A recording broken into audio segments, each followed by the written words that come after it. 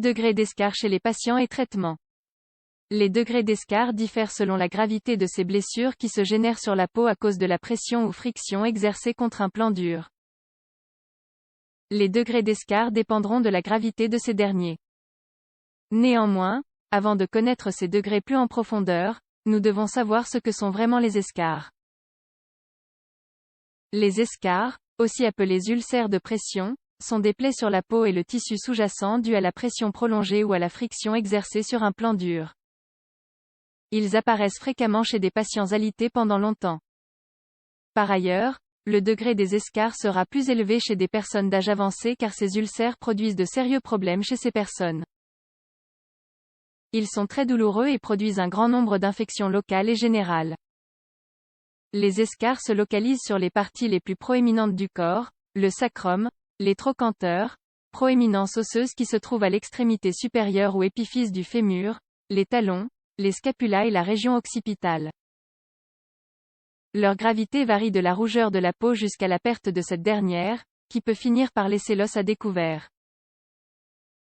Degré d'escar. Les professionnels de santé utilisent un système de classification pour décrire la gravité et les degrés des escars. Par conséquent, on distingue 4 catégories.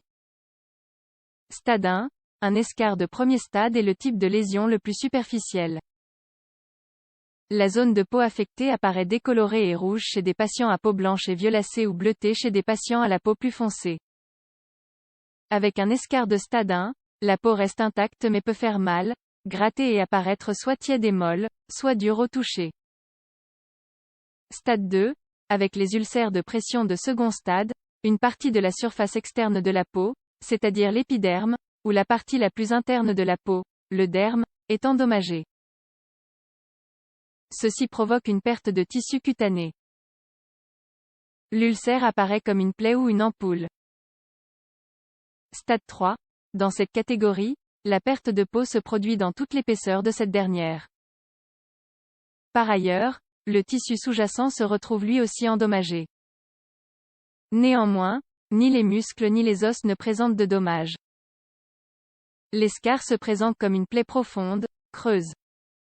Stade 4. Parmi les 4 stades d'escar qui existent, celui-ci est le plus grave. Dans cette situation, la peau est très endommagée et le tissu contigu est atteint de nécrose, c'est-à-dire qu'il meurt. En outre, le muscle sous-jacent ou l'os peuvent être touchés. Les patients avec ce type d'ulcère de pression présentent un risque élevé de développer de graves infections. Traitement des escars. Étant donné que les escars représentent un problème de santé complexe causé par un certain nombre de facteurs liés entre eux, l'assistance sanitaire doit être offerte par une équipe de professionnels de différentes natures.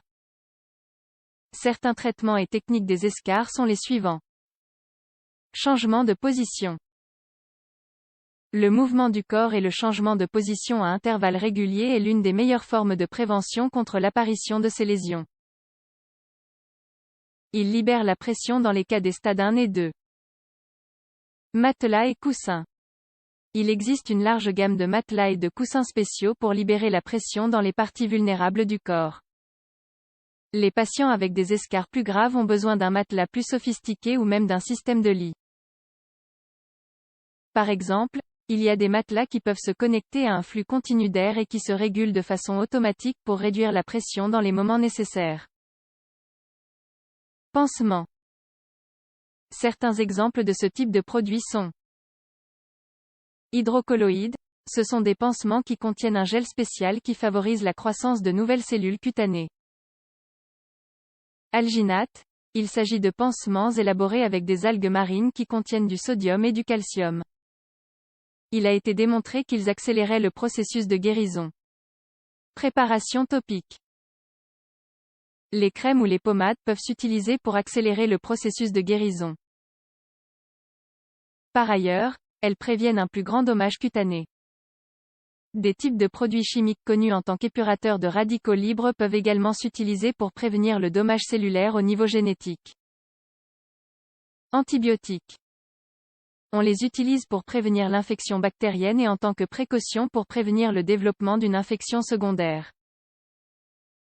La pommade antiseptique peut également s'appliquer directement sur les escarres pour les nettoyer de toute bactérie déjà présente. Opération. Il n'est parfois pas possible de guérir ces blessures et il est alors nécessaire d'avoir recours à une opération pour refermer l'escarre et prévenir davantage de dommages dans le tissu. La technique la plus utilisée est le remplacement par implant. On prend un implant de peau et de muscle d'une autre partie du corps et on l'utilise pour refermer l'ulcère. Les escarres, une pathologie complexe.